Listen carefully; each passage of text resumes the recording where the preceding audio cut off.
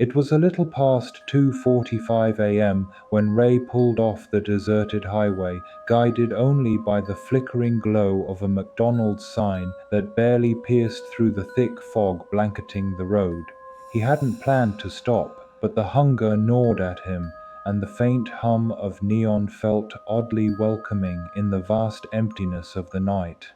The parking lot was empty, not a single car. Still, the lights inside were on.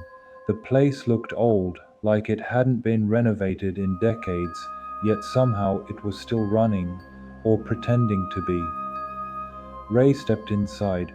A soft chime rang out as the door shut behind him, but the sound echoed longer than it should have, like it bounced through something hollow. The air inside was stale, slightly metallic, and colder than it should have been. The red and yellow tiles underfoot were cracked, and the once bright menu screens above the counter now displayed dull, faded images of combo meals that looked off, like they'd been frozen in time.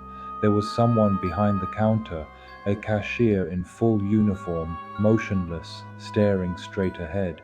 His cap shadowed most of his face, but Ray could see the eyes, wide open, glassy, too still. The man didn't blink.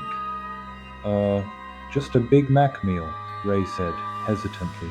The cashier didn't respond, not with words, but his hands moved with stiff precision, punching invisible buttons on a dusty register that didn't light up or beep. Then he disappeared into the kitchen, his footsteps silent despite the cheap tile. Ray turned and looked around the dining area. Every single table had a tray on it.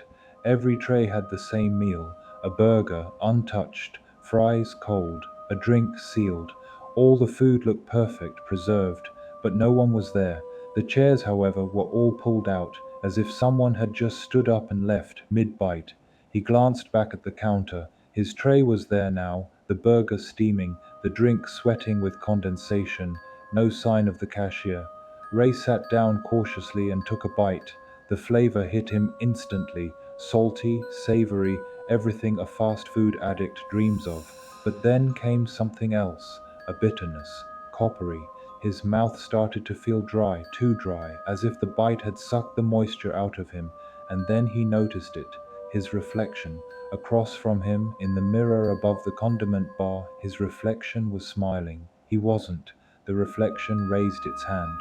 Ray didn't. It leaned closer, grinning wider than humanly possible, until its eyes were inches from the glass. Then it whispered, through lips that didn't match his own, "You shouldn't have eaten that." The lights above him buzzed violently. One by one, they started to flicker and go out. Shadows crept in from the edges of the restaurant.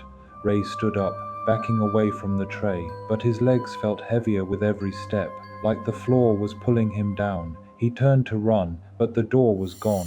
Where it had been, there was now just a wall, a tiled, yellow-stained wall with ketchup smeared across it in long, finger-drag streaks. The same phrase repeated over and over, "Now hiring." He heard the chime again, the one that had rung when he first entered. Another man walked in, confused, hungry, just like him. Ray opened his mouth to scream, to warn him, but no sound came out. He looked down. He was now wearing a McDonald's uniform, a name tag, a cap. His reflection in the napkin dispenser smiled at him, and then he turned to the register. "Welcome to McDonald's," he said, the words spilling from his mouth without thought.